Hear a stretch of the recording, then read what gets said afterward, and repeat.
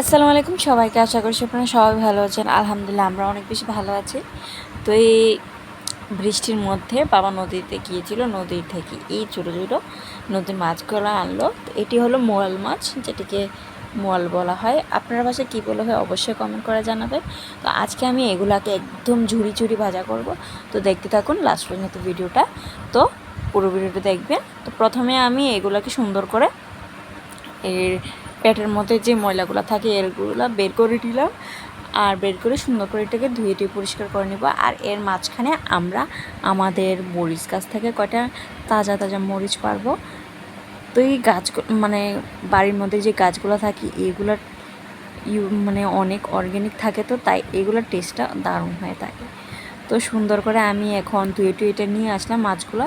তারপর এখানে এটার মধ্যে হালকা একটু লবণ আর হলুদ দিয়ে প্রথমে আমি কড়াইয়ের মধ্যে তেলটা গরম করে তারপর এগুলোকে প্রথমে একটু ভাজবো। ভাজার পর এখানে দিয়ে দিব পেঁয়াজ কুচি, তারপর দিয়ে দিব লঙ্কা কুচিটা দিয়ে সুন্দর করে এর মধ্যে একটু পরিমতো একটু লঙ্কা গুঁড়া দেবেন, একটু ধনিয়া গুঁড়া দেবেন।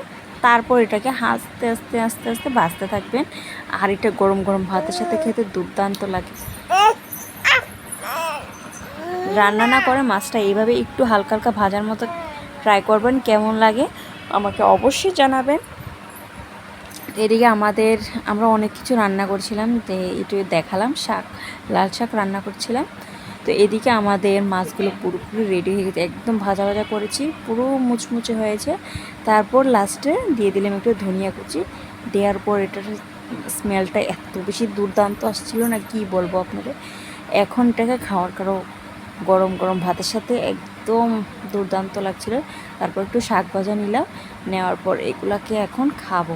তো আপনারা কি এই রেসিপিটি ট্রাই করেছেন? না ট্রাই করা থাকলে অবশ্যই ট্রাই করে দেখবেন। আর আপনারা যদি নতুন হয়ে থাকেন অবশ্যই চ্যানেলটিকে সাবস্ক্রাইব করে দেবেন নতুন নতুন ভিডিও দেখার জন্য। তাহলে আজকে এই পর্যন্তই। ভালো লাগলে অবশ্যই লাইক কমেন্ট শেয়ার করবেন। And thank you for watching.